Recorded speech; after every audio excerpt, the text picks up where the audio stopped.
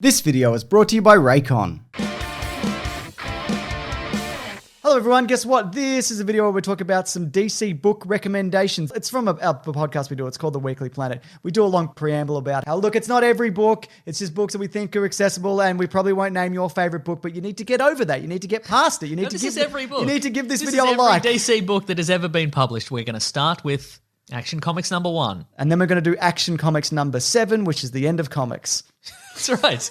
We're going to go through all 7 issues of Action Comics, and that's it. That's right. No, what we're going to do is we're going to run through some stuff where if you like DC movies, and you want to get into comics, but there's so many on the shelf, you're like, how do I get started on this? Well, maybe with some recommendations that sort of, you can get into a character, you can tunnel down into the basics of the character and just enjoy some fun adventures on the page. Right. You know what I mean? It's a bit like jazz, except books, comic books. Let's do it. Yeah. Leave a like. Let's do it. Jazz. Comics. Mm-hmm. So if we're doing DC, I guess we start with Superman, right? Would be a good place to start. We might have the same answer. We probably do. Superman Birthright. We do have that Mark same Waid answer. and Lionel Francis Yu. Someone who also is going to come up a number of times is Mark Waid, because he's sort of a comics industry stalwart. I don't know anything about him really, but Comics, obviously. he writes a lot of comics. And he seems to be a huge fan of the lore and the origins of, he's been in the industry, he's got that encyclopedic knowledge. So I think when people want a fresh start on a character, they come to him and be like, what do you got here? And that's what this comic is, because you get the origin of Superman, which, you'd probably be vaguely familiar with if you don't know anything about him anyway. And it takes it through like his journalistic years before he becomes Superman. He's doing some work in Africa, where he starts at the Daily Planet, his involvement with Lex Luthor. There's an alien invasion. It's pinned on him. And it's like a concise, probably out of continuity now. It's out of continuity, yeah. But I think it's easily one of the best. So Mark Waid also created Elseworlds. I don't know if you're aware of that. The parallel universe kind of, what if Batman was also Green Lantern? What if Superman... What if Batman he fought Jack the Ripper or whatever? Exactly. He invented the concept of that. He came to DC with that and they were like, let's do that. But yeah, so this version of Superman's origin was never intended to be into continuity, but I guess they liked it so much. They well, let's replace the previous one, which came out in 1986, which was the Man of Steel. And then this one has been replaced again by Superman Secret Origins, which came out about 10 years ago. Okay, sure, yeah. I don't even know if I've read that. I may have. But I really enjoy this. And the art in this is phenomenal. So good. It's a guy called Lionel Francis Yu. You don't often see him doing an ongoing series. Yeah. What generally happens is if he is on an ongoing series, he does it for a half a dozen issues and then someone else takes over because what he does clearly takes a phenomenal amount of time. Yeah. There's so much detail to his work. Yeah, absolutely. I do have a few others that I can mention briefly. Superman stories. Or do you want to just do one for each? Yeah. Superman Secret Identity. Oh, so that is Kurt Busiek is the writer and Stuart Eminem. Whose names I know how to pronounce. Of course you do. He's the artist. Tell me about this one. And the reason you can jump on board this one is because it's set in a universe where Superman exists in comics, and then somebody whose name is Clark Kent happens to get Superman's powers in the real world. It's a new origin because it's not Superman, it's a different guy. Yeah. And it's just a really interesting tale of sounds really this again, but what if Superman, but in the real world? Sure. But I think it does it really well in a way that is meta, but not like hitting you over the head with it. And it's kind of as he gets older and he doesn't age as Superman does, where he kind of stays youthful. He also ages in real time. So that becomes a factor in him saving people as well. And it's a good kind of family story as well. It's really great. Another one is Superman for All Seasons by Jeff Loeb and Tim Sale, whose name's also going to come up a lot. So that's 4 stories about Superman, but there's one in particular called Sam's Story, which is about Superman has a best friend who dies of cancer, or Clark Kent, I should say. But the reason this story is so important, for a number of reasons, firstly, it's about Superman realizing that he can't save everybody. Mm-hmm. And the other thing is Jeff Loeb, his son died of cancer. His name was Sam. Oh, of course, that's why. Right. So it's like a very personal story as well. Yeah. And again, it's 4 self-contained stories, and it gives you an idea of who Superman is from a really human perspective. And he also looks like a big thumb. He looks like a big cornbread thumb. It's important to get the look right, isn't it? But that sounds like an insult. It's not, because they're like, what if like this guy fell from space and they just fed him with corn his entire life, corn and bread, and and he's just a big and cornbread, and that's how it kind of turned out. So there you go. There you go. So yeah, those are all very good choices, I think. Thank you. Kurt Busiek is responsible for a series called Astro City, which is sort of very much like the loving homage to your classic superhero, your various caped crusaders. Yes. So that's a very good choice, I think. Well, that's not what we're talking about today, Mason. No, it's not. No, you maybe could have saved that for a different day. No, I won't. I'm burning it here. Batman, should we talk about Batman? Sure, I was going to save him till the end. Oh, okay, sure, we can do that. Yeah, because, people like him, don't they? People will hang around. They'll be like, what Batman stuff Are you saying are we people gonna talk don't about? like Superman? People don't. I like Are Superman. we starting out with our second strongest superhero, like the second most favourite superhero? Sure. And then ending with the best one? I prefer Superman, but do you prefer Batman? I prefer whatever you're going to say next. Okay. Whichever one you say. I was going to say my Aquaman. favourite. Or Aquaman. Yeah, okay. Do you want hook hand Aquaman from the 90s? I don't want hook hand Aquaman. I want sexy Aquaman. I want the sexiest Aquaman in recent memory. Jason Momoa. Well, yeah, but I mean on the printed page. Sure, a picture of Jason Momoa. On the printed page in a newspaper, for example. Yes.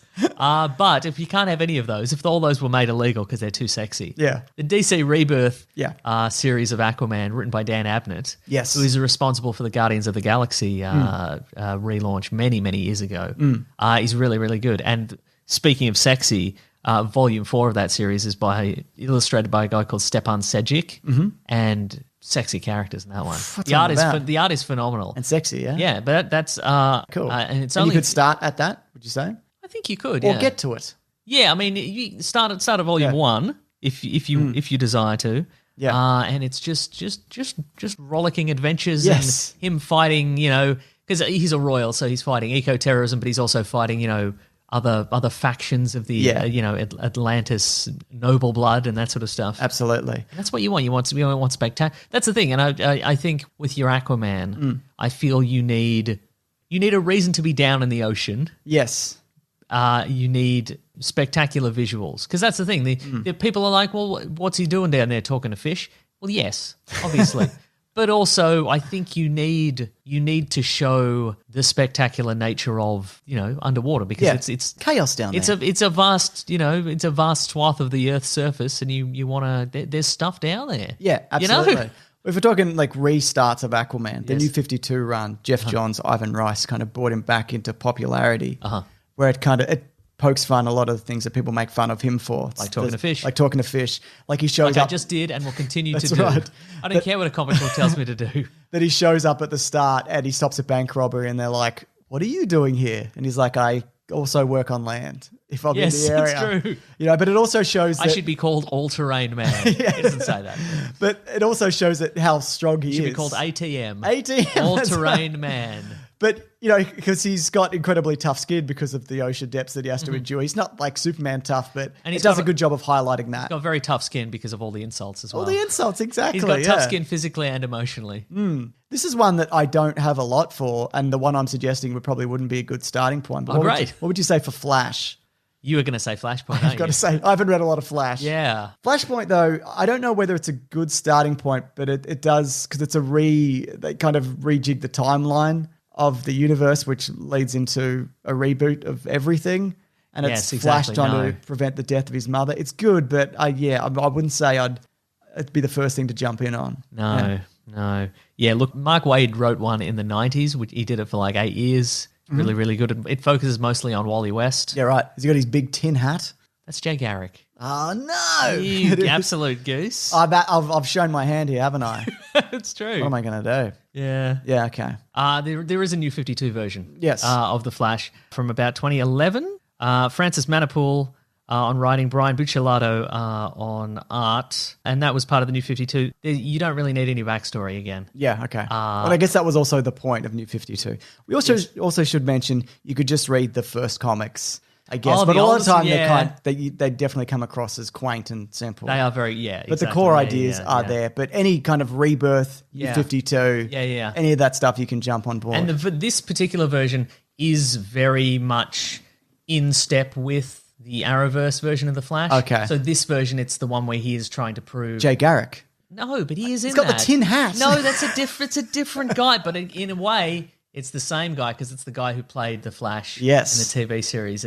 He played Barry Allen in the TV series in the Dawson's 90s. dad. So you are, in fact, correct in this one very specific instance. But in this one, the plot of some early seasons of the TV series was that he was trying to prove that his father didn't murder his mother. Yeah. And turns out he did. No, it's no. He didn't. He didn't. No, James, no. But it was Jay Garrick. No, it wasn't.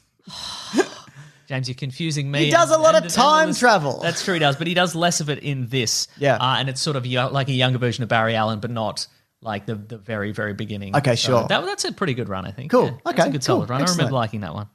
Should we do some Wonder Woman? What do you got? I've got a few here. Go ahead. Popular one, which I enjoy, is Sensational Comics featuring Wonder Woman by Gail Simone. Greg Rucka's done a lot of work, including Rebirth with Nicola Scott as well. But the one, what are you laughing at? I've never heard anyone pronounce Nicola that way. It's Nicola. Is it? Cola. Oh. No, it's definitely not. Okay, then. But that's how it's spelled.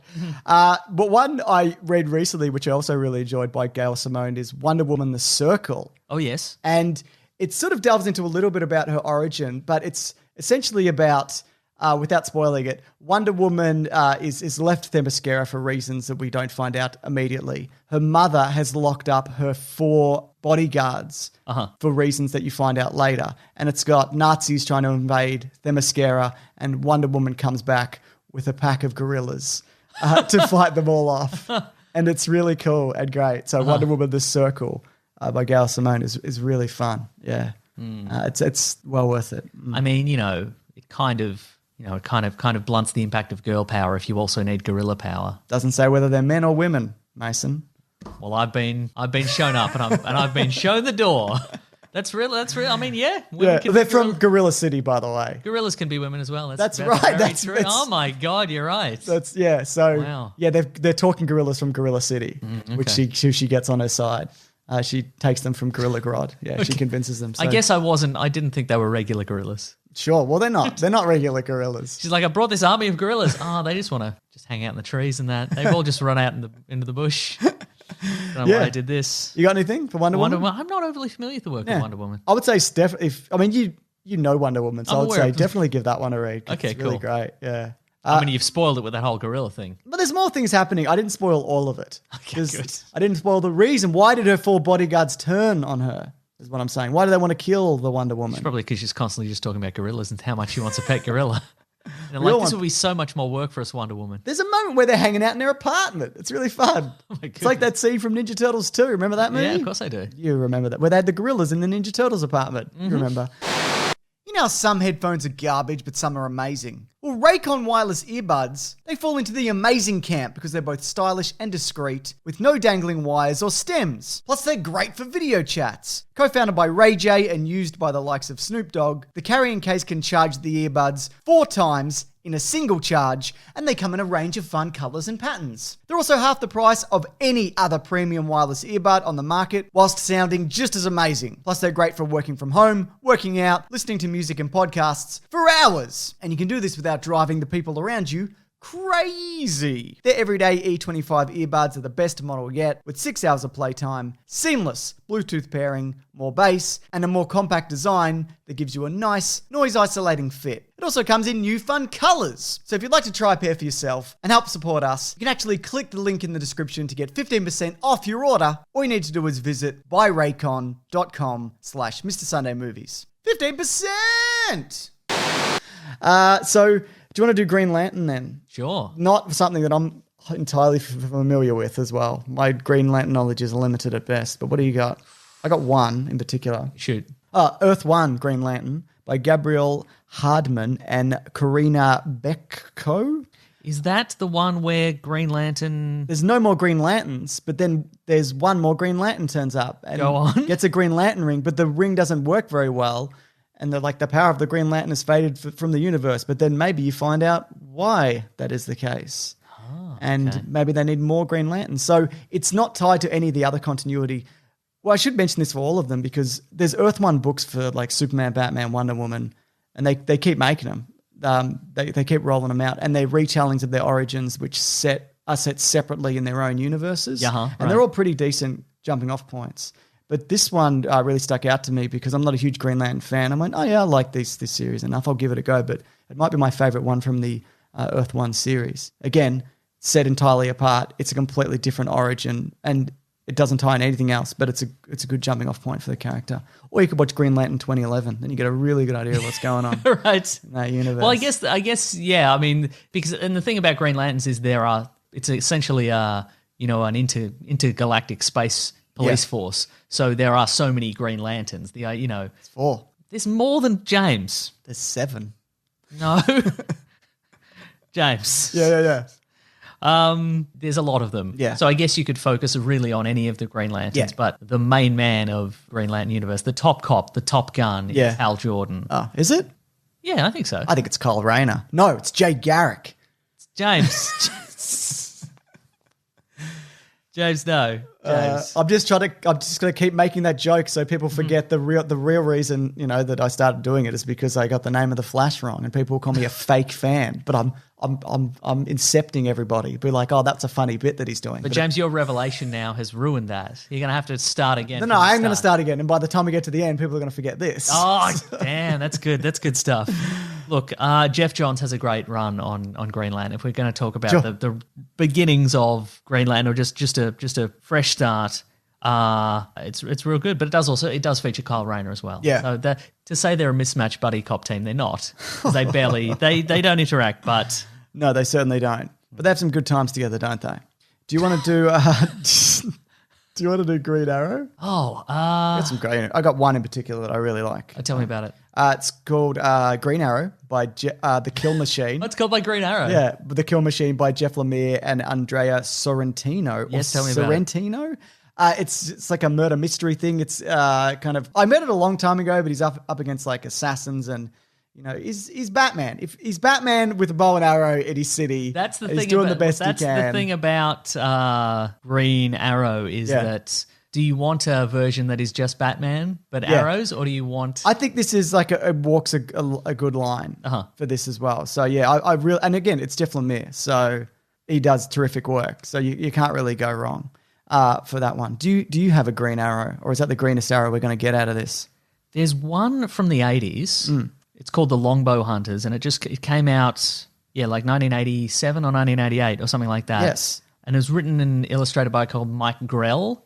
Right. He's best known for, I'd say best known for, and then I blank on it. He's best known for like this space warlord kind of character. I think the character might even just be named the Warlord. Okay, sure. But it's basically Green Arrow and Black Canary versus like a drug ring and an opposing evil archer. And it's just I remember the art being phenomenal, and it's just some primo stuff. And it's 3 issues. So if you don't like it, I do like it. Okay, cool. I like your explanation of it.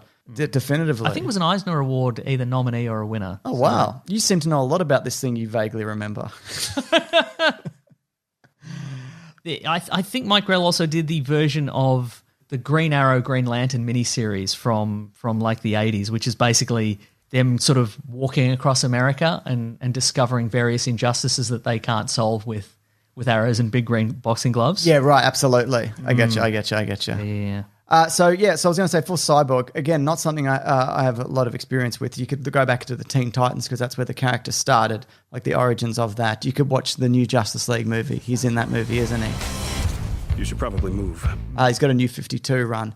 But one that I've recently been enjoying, and it's a team book, so it doesn't really count, but Deceased, the DC Zombies book is entirely based around that Cyborg's the ground zero, like the kicking off point for the virus because it's a technological virus. Yeah, right. And he's also a major player in that series. That being said, it's a team up book where it's the DC characters in a different universe and there's zombies. So it's not a great jumping off point, but I think he's really well done in that. I feel Cyborg, and again, maybe I'm wrong here, but I feel like Cyborg has yet to have really his chance to shine in the modern day. Yeah. Because I think he's a character who's, underused in the past, and they've sort of, because, they put him in the movie and they're like sort of scurrying to put him in comic books and stuff like that as a result. And they're like, okay, well, what is his defining series? And I can't really recall him having it. Rocket Boots. Yes. Rocket Cyborg Boots. and the quest for Rocket Boots. You think of Astro Boy. He's got rocket boots too. I know. Cyborg's defining characteristic is that his dad wouldn't go to his football game, so he grabbed something out of a particle accelerator and exploded or something. Wasn't that sometimes the origin? That is sometimes the origin, yes. Maybe he doesn't want to come to your football games because you're an idiot, because you're grabbing things out of particle accelerators. He's very smart. No, he is. You're right. Except for that one time. The one time with the that particle he reached accelerator. Particle accelerator or whatever it was. But do you want to do Batman? Let's talk about Batman, yeah. Okay, cool. The big one is, of course, Frank Miller Year One, jumping off point. Everybody knows that. That's a good. If you've seen Batman Begins, it's like the Batman Begins. Of the ones we're going to recommend here, I think it's irrelevant when they came out. Yeah, it doesn't matter the tiny specifics, the nuances of his origin or what have you. Yes, they're quite timeless, I think. But, I completely agree. Yeah, Batman Year One is very timeless. The art's great. He kicks down a tree. He does kick down a tree. Yeah. It's very It's just a tremendous origin story. It's as the name suggests, it's Batman in his first year of his career, and it's just kind of he's figuring it out. He's figuring it out sometimes, and he's bad at it. Yeah, he's quite poorly at times. He gets stabbed. He does get stabbed at least once. Yeah. Batman Year One is one of the ones that a lot of more recent origin stories have definitely very heavily borrowed from the movies and TV shows and things like that. And there is an animated movie as well, of course. Yeah, which I hate, but I like it. It doesn't work animated, but. Kicks down the tree in that too. Yes, I'm very well aware, but it's kind of, and you get to see the early methods of of developing his persona and things like that. Yeah. Like, if he wants to put the fear of God in some mobsters, he remembers to set up a little floodlight outside their headquarters, and then he sets up his smoke bombs. He's all about the theatrics. And then he blows a hole through the wall, and he's like, okay, now he's got his speech. Look at my. He's got his speech ready. He's like, look at my spooky silhouette. People got very upset because Kevin Smith made a follow-up story where he talks about that and he pissed his pants in that moment. He was too close to the explosion. Oh, right, and and it just kind of set like a ripple through his bladder and he pissed his pants. And people are like, you made Batman piss his pants. I bet Batman pisses his pants most nights. Well, I mean, he's just up there on that rooftop, and there's a very tense standoff with the police towards the end where he's trapped in a tenement building, which is not really dissimilar from Batman Begins. Of course, where he's like, and his utility belt's burnt up. So he can't rely on most of his gadgets and his gimmicks, and he's just got a, He's got a gun. He's just got a regular gun. I think the Batman Year 2 or Batman Year 3, which were follow-ups that weren't written by Frank Miller, he does sort of struggle with this idea of, why don't I just use a gun? Yeah. That'd be pretty cool. That would be so cool. Super cool. Yeah. But as far as other stories, something more modern, the New 52 run, Scott Snyder, Greg Capullo, I guess the only thing about this is it does introduce the entire Bat family pretty much all at once. Yeah, right. But it is mainly Batman focused, and it's new villains, though you do get with the Court of Owls. But then over the run, which is only sort of recently wrapped up because he keeps coming back to this universe. He's kind of kind of been on and off it. But you get the Court of Owls, you get the Joker, you get a bunch of other stuff, and it's just a really fun and modern retelling. Yeah. It instantly for me it became like, oh, this is one of the best Batman stories. I think it is, but I think you're right in the sense that I think this should be a second port of call for this character. Sure, yeah. In the sense that he's got 8 Robins and exactly, yeah. And the same with Hush, yes, which is a series in which Batman is being kind of pursued. He's being pursued and threatened by a mysterious new villain called Hush. He's dropped his gun. He's in trouble. He can't just shoot everyone who comes his way. And that's great because the art by Jim Lee is really, really good. Yeah, it's terrific. And it's sort of, it is sort of this rolling roster of all his major rogues villains. and other, like Superman's in it. And and it's kind of like, it's kind of like, well, we've got Jim Lee, let's do this amazing showcase of all these characters. Yeah. The problem is it does rely on you knowing specific lore about Batman's past and previous Robins and all this sort of stuff, and it's a little bit confusing. I think though it's one of those things where if you're listening to this, you probably have a base understanding of a lot of these characters from the TV shows and the movies and whatever. So I feel like some of these they're like, it might be a bit inaccessible. You probably have enough kind of peripheral knowledge to kind of go in on a lot of these that's ones. That's probably true. Yeah, I'd agree. Like it's a great book. Mm-hmm. This is just a standalone issue, and I don't know why I put it in because it's certainly not something you could just jump in on. It's one issue. It's Batman 21. It's more recent. It's Batman versus the Reverse Flash. So it's basically Batman versus Batman, a man, and he's dropped his gun against a super speedster supervillain. So he's basically, if you don't know, the Flash, but he's bad. And he's like, I just need to survive. He's got that metal helmet. Yes. What? No, Mason, you're doing my bit. But it's Batman trying to survive for, I can't remember the exact time, but for like 14 seconds before the Flash turns up and saves him. So it's just him trying to stay alive and using everything he can. And he's not going to win, but he's like, I just need to just keep breathing until the Flash shows up. Yeah. And then it leads into Dr. Manhattan. Dr. Manhattan. And this is the buttons. Okay, right. I do have some other ones, but you got some more things you want to talk about? The Long Halloween. It's terrific. It's terrific. And there's a reason we constantly mention it on this show. It's 13 spooky issues. It also feels to me more like a natural continuation of Batman Year One. It does, feels early days, and it has it has Harvey Dent before he's been transformed into Two-Face. It's got the Roman Carmine Falcone, like the mob crime family that Batman has beef with, and it does have like your Jokers and your Catwomans and whatever, but it's all you'll get it. But yeah, I go back to that probably every year and reread that because it's definitely one of my faves. Yeah, and again, it is. I guess the difference between this and the New 52 one is it does feel more timeless in the way that it approaches the characters. Yeah. So I'd say you'd probably, if you haven't read anything, I'd say go Year One and then go Long Halloween. Yeah, I would say, and then the one where he gets beaten up by Reverse Flash. Yeah, absolutely. And I think also the new Bat Batman movie is maybe based on some of these elements. Yeah, we don't know for sure. We've been saying it so often we believe that it is the truth. Yeah, maybe we started that. Yeah, maybe we started. We don't know. Yeah. But look, if people have any recommendations, if you could, email them in, leave them in the comments below. We obviously have blind spots. Yeah, but look, if people could leave comments below, that would be great because if you are looking for something and there's, and for more than what we've talked about, somebody will mention something great in the comments. Maybe just like the name and where you can find it and just a brief description, I guess. Let's do that. Welcome to the end of the video. You made it. We mentioned the thing about recommendations. That's right, because this is like jazz. It's all about the comics you don't read. That's right. And that we didn't mention. So if you have any, if you're like, oh my God, I can't believe they didn't mention this version. Yeah, you can. You can do it. Yeah, and we appreciate that. Maybe we'll do a follow-up. We will, because we are next week or at some point we'll do Marvel, won't we? Nice. Yeah, bye.